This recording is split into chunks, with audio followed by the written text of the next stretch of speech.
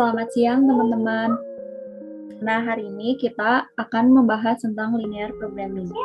Perkenalkan, kami dari kelompok 7 dengan anggota yang pertama ada Antonius Berkat Pasaribu, kemudian saya, Hani Noviani, lalu Pradita Nugraheni Putri, dan Yerisko Dewa Vijaya. Nah, kita mulai dulu ya dengan materi linear programming-nya sendiri. Nah, pertamanya dulu ada konsep dasar. Linear programming itu merupakan metode yang menentukan alokasi yang optimal atas sumber daya jangka pendek. Dan programming ini tuh tanpa harus trial and error dan melibatkan one objective dan multiple limiting factors. Kalau misalkan lebih dari dua objek itu biasanya bukan linear. Kemudian ada objektifnya.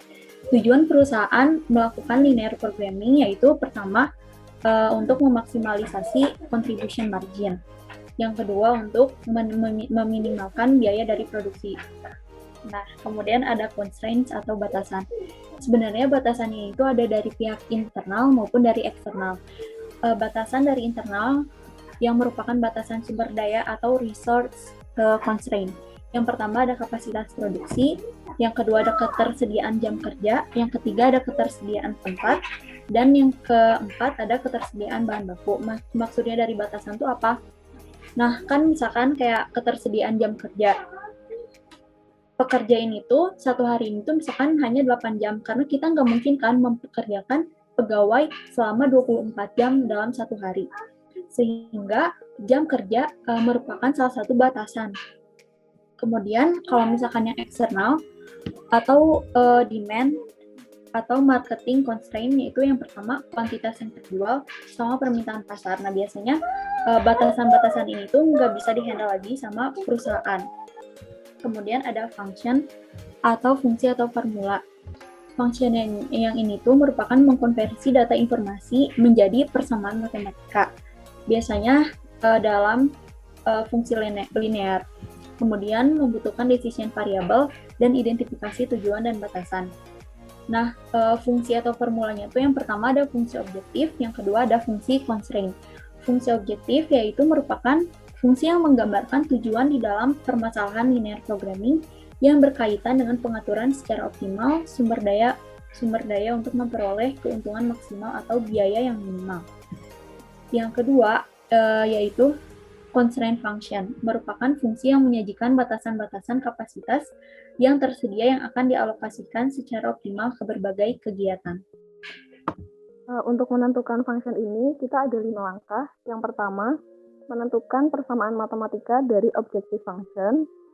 Yang kedua, menentukan persamaan matematika dari constraint function. Yang ketiga, membuat grafik constraint dan menentukan feasible region atau ruang grafik yang terisi small garis constraint. Yang keempat, menentukan titik koordinat tiap corner dari feasible region. Yang kelima, menghitung nilai objective function dari semua titik koordinat, lalu memilih solution. Nah, di sini kami ada contoh soal, kita ambil dari charter latihan 21-12 tentang grafik pemrograman linear maksimisasi. Folder Office Supply membuat 2 jenis buku catatan, folio dan reguler. Satu kotak buku catatan folio memerlukan waktu 20 menit untuk diproduksi, dan satu kotak buku catatan reguler memerlukan waktu 10 menit untuk diproduksi. Dua orang bekerja pada lini produksi yang beroperasi selama 7,5 jam per hari, 5 hari seminggu. Perusahaan dapat menjual kombinasi apapun dari buku catatan folio dan catatan reguler sampai batas maksimum 300 kotak buku catatan per minggu. Buku catatan folio memiliki margin kontribusi sebesar $18 per kotak, dan buku catatan reguler memiliki margin kontribusi sebesar $12 per kotak. Nah, di sini kita diminta untuk menggunakan metode grafis menentukan kuantitas buku catatan folio dan buku catatan reguler yang sebaiknya diproduksi per hari untuk memaksimalkan total margin kontribusi. Baiklah, berdasarkan soal-soal yang sudah dibacakan teman saya tadi, ada beberapa langkah yang bisa kita gunakan untuk menyelesaikan soal tersebut. Langkah pertama yang bisa kita lakukan adalah menentukan persamaan matematika dari objective function-nya. Nah, misalkan di sini L itu adalah kuantitas buku catatan folio, sedangkan R adalah kuantitas buku catatan reguler. Bagaimana cara kita menentukan fungsi objektifnya? Caranya dengan cara di sini diketahui di soal, kita disuruh untuk mencari kontribusi margin maksimalnya. Nah, kontribusi margin maksimal itu disebutkan di soal bahwa buku catatan folio itu memiliki margin kontribusinya sebesar $18 per kotaknya, sedangkan buku catatan reguler biasa itu memiliki margin kontribusi sebesar $12 per kotak. Nah, dengan hal ini kita tinggal memasukkan persamaan tadi dengan cara kontribusi maksimal max itu mengalihkan antara kuantitas buku catatan folio dengan harganya yaitu $18 ditambah dengan mengalihkan kuantitas buku catatan reguler $12 dengan $12. Maka terbentuklah fungsi objektif yaitu yang ada di slide ini. Terus langkah keduanya next. Nah, di sini langkah kedua untuk menyelesaikan soal ini kita harus menentukan persamaan matematika dari constraint function-nya. Berdasarkan di soal kita ketahui juga bahwa untuk menyelesaikan suatu kotak buku catatan folio itu memerlukan waktu 20 menit, sedangkan satu kotak buku catatan reguler membutuhkan waktu 10 menit. Nah, di soal diberitahukan bahwa dalam memproduksi buku catatan ini ada 2 orang yang bekerja di lini produksi. Mereka juga melakukan produksi selama 7,5 jam per hari, di mana dalam 1 minggu itu mereka memiliki 5 hari waktu kerja.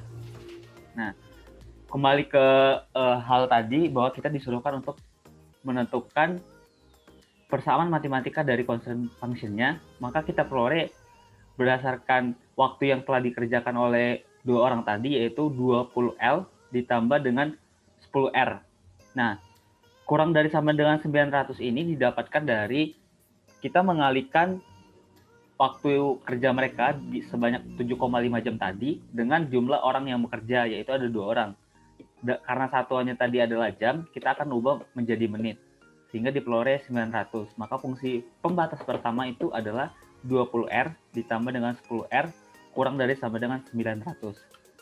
Sedangkan pembatas yang kedua itu diperoleh dari hasil atau jumlah kotak buku yang dihasilkan dalam waktu 1 minggu itu di soal diketahui paling maksimal sebesar 300 kotak.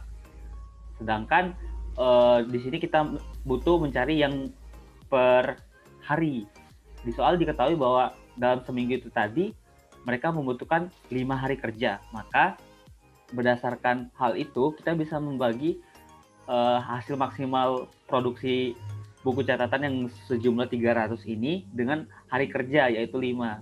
Sehingga ketika 300 dibagi 5 itu menghasilkan 60. Maka kita akan memperoleh batasan fungsinya itu L ditambah R kurang dari sama dengan 60. Nah, untuk mencegah hasilnya bernilai negatif, maka kita juga perlu menambahkan 2 fungsi pembatas, yaitu L lebih dari sama dengan 0 dan R lebih dari sama dengan 0, karena pasti mereka akan menghasilkan lebih dari sama dengan 0, sehingga fungsi yang akan dihasilkan nanti tidak bernilai negatif. Selanjutnya, langkah ketiga yaitu membuat grafik constraint dan menentukan visible region atau ruang grafik yang terisi semua garis constraint. Nah, untuk langkah ketiga ini bisa kita kerjakan dengan cara kita uji masing-masing fungsinya dengan suatu keadaan di mana titik tersebut bernilai 0. Nah,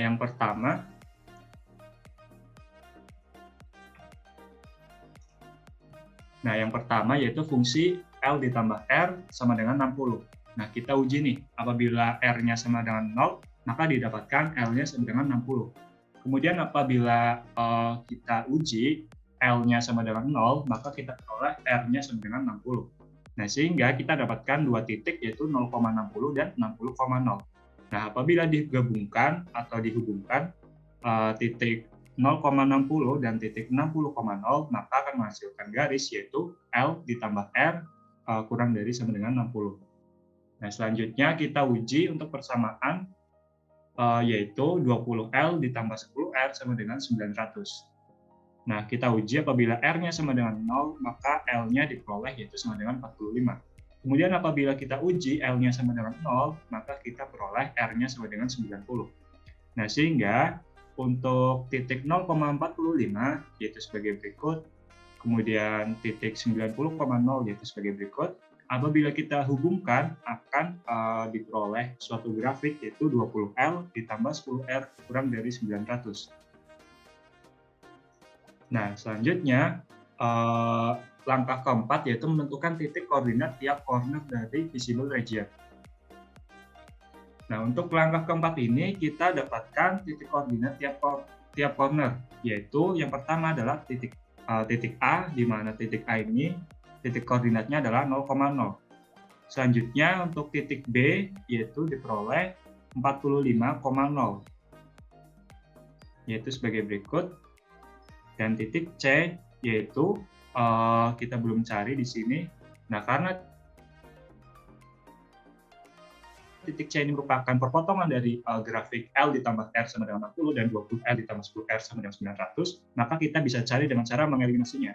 Kita gunakan metode eliminasi, yaitu persamaan 20L ditambah 10R sama dengan 900, kemudian kita kurangkan dengan, nah, ini tuh 10L ditambah 10R sama dengan 600 merupakan hasil kali dari 10 dikali L ditambah R sama dengan 60.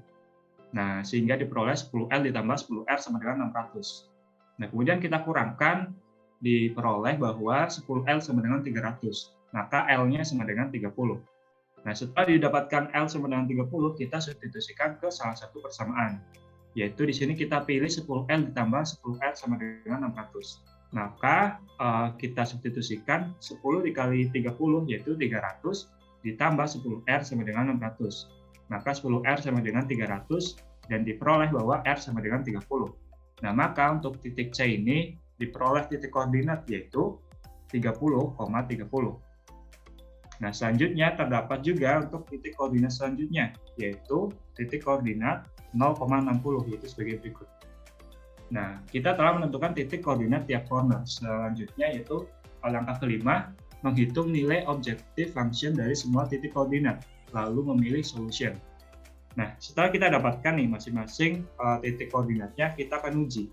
Untuk titik A yaitu 0,0, kita substitusikan ke dalam persamaan margin contribution yang maksimal, yaitu rumusnya sama dengan 18L ditambah 12R.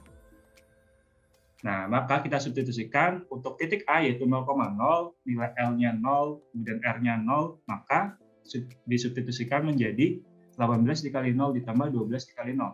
Maka hasilnya sama dengan 0 untuk contribution margin-nya. Nah, selanjutnya untuk titik B yaitu koordinat 45,0, maka kita substitusikan yaitu sama dengan 18 dikali 45 ditambah 12 dikali 0, maka sama dengan 810 untuk contribution maksimalnya.